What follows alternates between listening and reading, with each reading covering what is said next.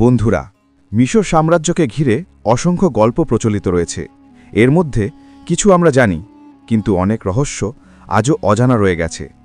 মিশর নিয়ে একটা প্রচলিত কথা আছে, মিশরের নারীরাই সবসময় শাসন করেছে, আর শক্তিশালী পুরুষরাও তাদের সামনে কিছুই করতে পারেনি। বলা হয় মিশরের পুরুষরা সবসময় নারীদের তুলনায় দুর্বল ছিল। আজকের ভিডিওটি আমাদের সবার জন্য বিশেষ, কারণ আজ আমরা আপনাদের জানাবো মিশরের সেই সব রানীদের অজানা গল্প, যাদের সম্পর্কে এখনও অনেকেই কিছু জানেন না। বন্ধুরা, আমাদের মধ্যে 99% মানুষই হয়তো এই ব্যাপারটা জানে না, মিশরের প্রথম নারী শাসক কে ছিলেন।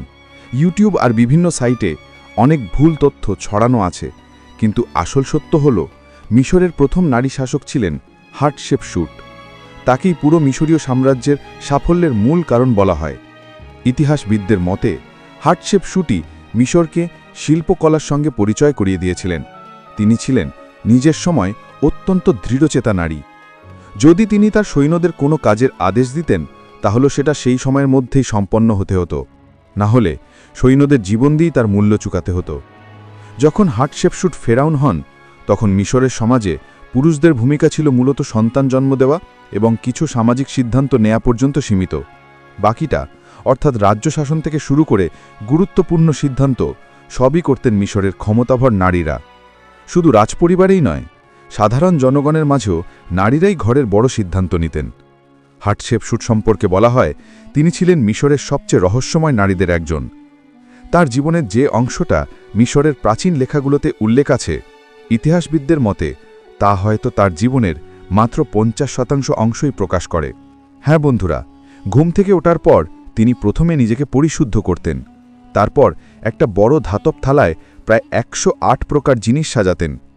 এই 108টি জিনিসের মধ্যে কিছু ফুল ছিল বলে জানা যায়, কিন্তু বাকিগুলো অর্থ বা ব্যবহার কেউই বুঝতে পারত না। এরপর তিনি মিশরে নির্মিত এক বিশাল ফেরাউন মন্দিরে গিয়ে পূজা করতেন। মানুষের বিশ্বাস ছিল তার এই পূজার প্রক্রিয়া সম্পূর্ণ করতে অর্ধেক দিন লেগে যেত। তবে মানুষ তার এই পূজারীতি দেখে ভয় পেত না, ভয় পেত অন্য এক ঘটনার সময়। বছরে একবার এমন একটা দিন আসত যেদিন পুরো আকাশে চাঁদ দেখা যেত না, অর্থাৎ আজকের ভাষায় অমাবস্যা। কথিত আছে সেই রাতে হাটশেপসুট কিছু মানুষকে বলিদান দিতেন, যদিও আজ পর্যন্ত কেউ নিজের চোখে সেই ঘটনা ঘটতে দেখেনি।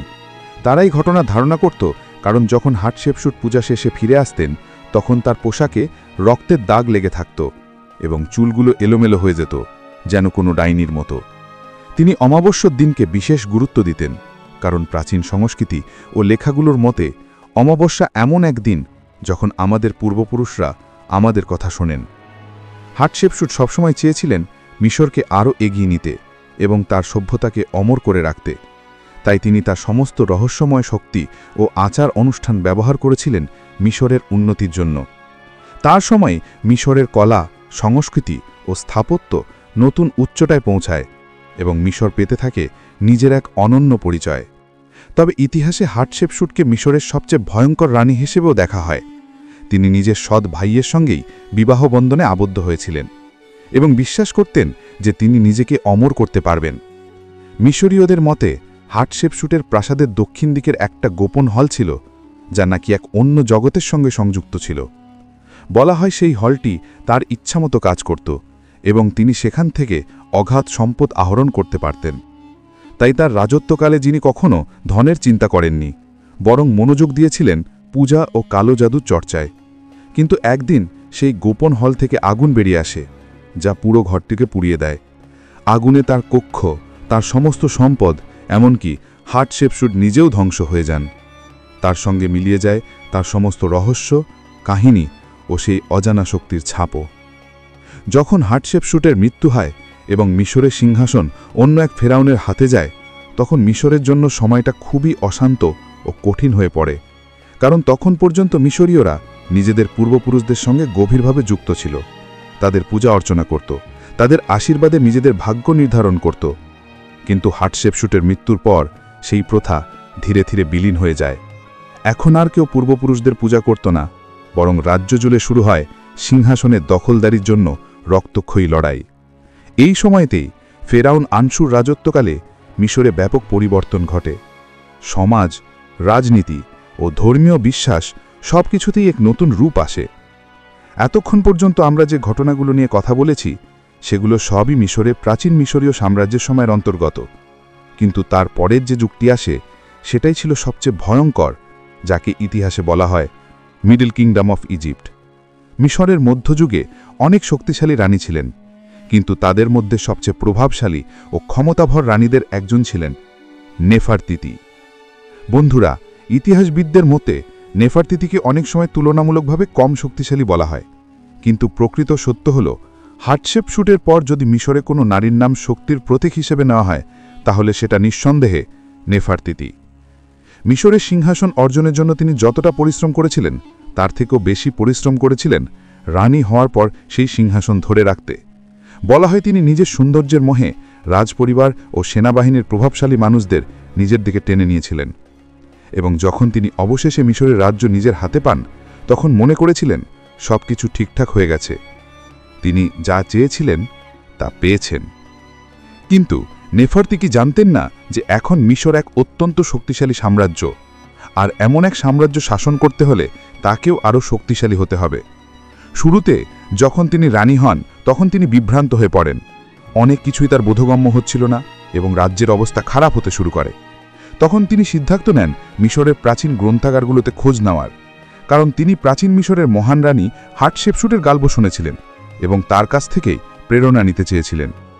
নেফারতিতি যখন গ্রন্থাগারে রাখা বইগুলো পড়লেন তখন তিনি জানতে পারলেন যে প্রাচীন মিশরের রাজবংশে জাদু ও অদ্ভুত রীতির একটা গুরুত্বপূর্ণ ভূমিকা ছিল। সেই গ্রন্থ অনুযায়ী যদি কেউ সত্যি মিশরের রাজ্যচক্রে সফল রানী হতে চায় তাহলে তাকে সিংহাসনে বসার আগে কিছু নিষিদ্ধ ও বিস্ময়কর কাজ করতে হতো। বইয়ে লেখা ছিল যে তাকে একটা পেঁচাকে হত্যা করতে হবে, তার রক্ত ব্যবহার করতে হবে এবং তা বিভিন্ন অস্বাভাবিক ও রহস্যময় আচার অনুষ্ঠানে প্রয়োগ করতে হতো। এসব কাজ শুধু একবার নয়, বারবার করতে হতো। কালো জাদুর বই অনুযায়ী রাজ্য সুষ্ঠুভাবে পরিচালনার জন্য আরও নানা ধরনের ঘৃণ্য ও কুখ্যাত পদ্ধতি ছিল, কিন্তু নেফারতিতি সেই সব পদ্ধতি শুরুর দিকে অনুসরণ করেননি, বরং প্রাথমিকভাবে তিনি শুধুমাত্র রাজ্যের প্রশাসনিক কাজ ও প্রাসাদ ও রাজ্য সচিবদের সঙ্গে সময় কাটাতেন। কাহিনী অনুসারে তিনি সন্ধ্যায় প্রায়শই কসাইখানায় যেতেন। প্রথম দিকে নিজের হাতে পশু হত্যা বা এমন অদ্ভুত কাজ করা তাকে অদ্ভুত ও অস্বস্তিকর মনে হতো, কারণ তিনি আগে কখনো এমন কিছু করেননি। এসব কাহিনী থেকে বলা হয় যে ক্ষমতার লোভ মানুষের মনকে পরিবর্তন করতে পারে এবং কখনো কখনো ভালো মানুষকেও বিচলিত ও দুর্বল করে তোলে। কাহিনী অনুযায়ী কসাইখানা থেকে ফিরে নেফারতিতি প্রাসাদে রাতের খাবার খেতেন এবং প্রতিদিন নতুন পুরুষের খোঁজে থাকতেন। বলা হয় তিনি নিজের শক্তি ও ক্ষমতা বৃদ্ধির জন্য বিশেষ আচার পালন করতেন। তবে কোনো পুরুষের সঙ্গে রাতভর থাকা তার জন্য সম্ভব ছিল না, কারণ সেই ধরনের রীতিতে রাত শেষ হওয়ার আগে তাকে একটি নির্দিষ্ট স্থানে যেতে হতো, যেখানে আগে থেকে কাটা পেঁচার মাথা রাখা হতো। বন্ধুরা, এমন কাজ কোনো মানুষের জন্য সহজ ছিল না। এর কারণেই বলা হয় যে মিশরে সিংহাসন ধারণ করা প্রতিটি রানী অনেক পুরুষের সঙ্গে জড়িত হতেন, যদিও বাস্তব ইতিহাসে এর প্রমাণ খুবই সীমিত। নেফারতিতির মধ্যে সুন্দর রানী মিশরের ইতিহাসে খুবই বিরল।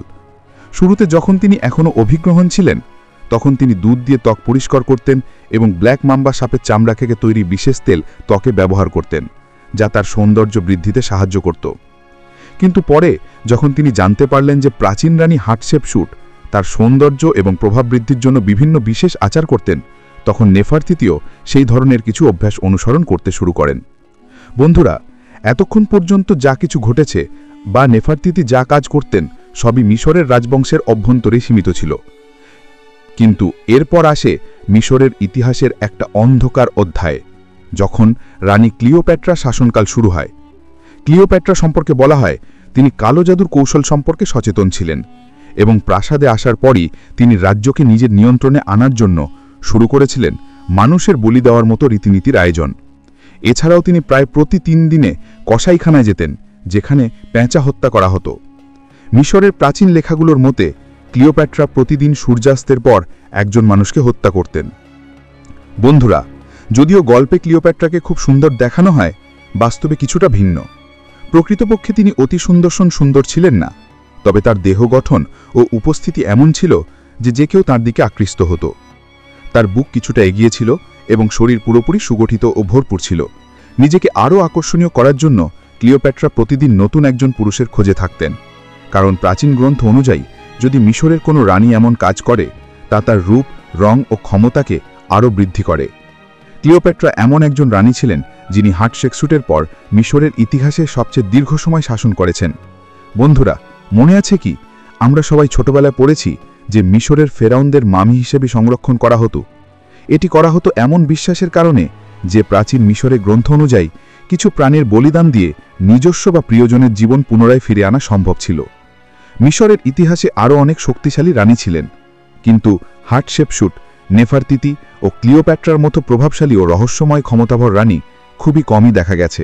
কারণ তারা কালো জাদু ও বিশেষ আচার সম্পর্কে সম্পূর্ণ জ্ঞান রাখতেন, তাই তারা ইতিহাসে এক অনন্য চরিত্র হিসেবে বিবেচিত হন।